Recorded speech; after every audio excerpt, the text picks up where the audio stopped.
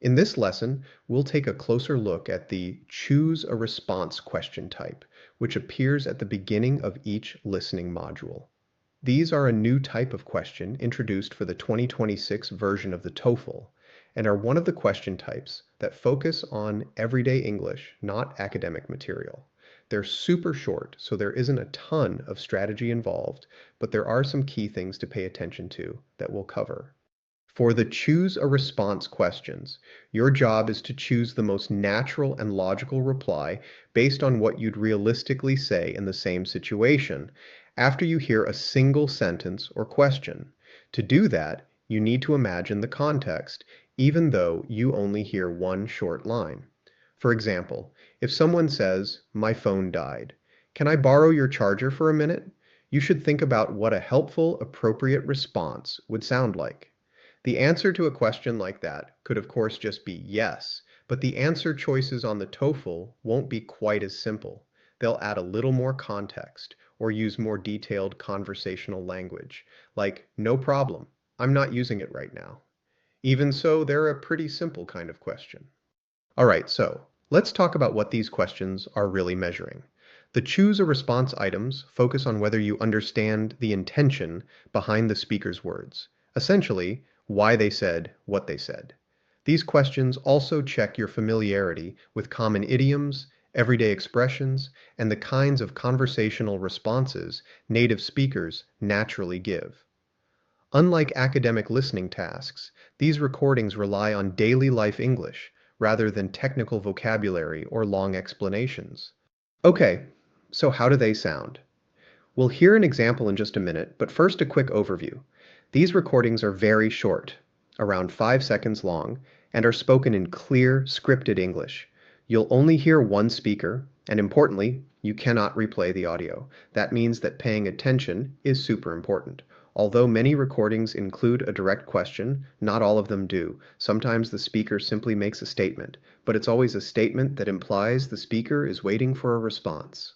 Let's take a look at our first sample question. You'll see something like this on your test. An image of a single person and a set of answer choices.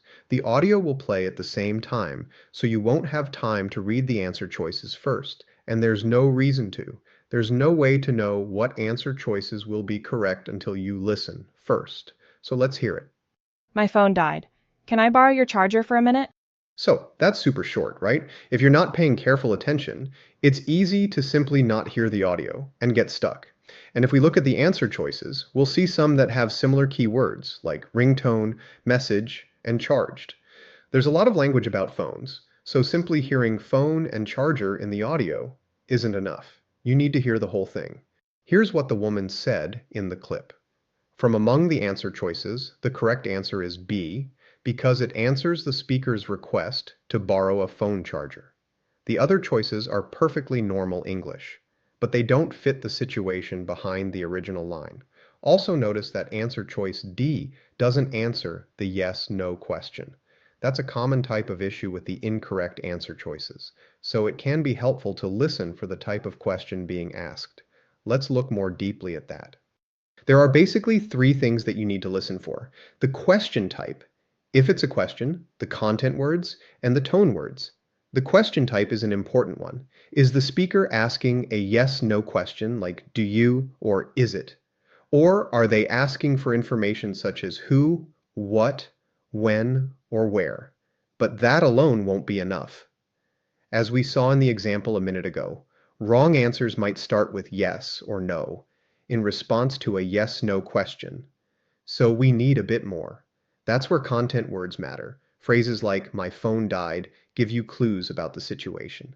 And finally, the tone can be important as well. Tone words like "I'm afraid that" can show emotions, and the response you choose should match them. Now that you know what to listen for, let's discuss how to use that information in practice. Listen for the speaker's intention. Are they making a request, asking a question, or offering something? Remember that even if a question sounds like a yes/no question, the correct response may not be a simple yes or no. Instead, it might include extra context or a helpful follow-up. So guessing what the answer should be doesn't work. You need to read all the choices carefully. And an important note, remember that the biggest challenge with these questions is how fast they are. Staying focused is key. Let's take a look at another short example to apply the strategy. I think this table will need to move a bit to the left.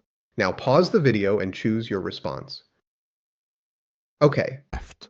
now pause the strat. Staying focused is key. Let's take a look at another short example to apply the strategy. I think this table will need to move a bit to the left. Now pause the video and choose your response. Okay, let's take a look at the answer. The speaker said that a table needs to be moved a little to the left, which means he's probably moving furniture.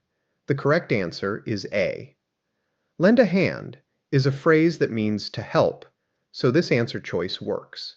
The man is moving a table, and you offer to help. On the other hand, the other options have some similar key words, but they don't match with the context of moving a table.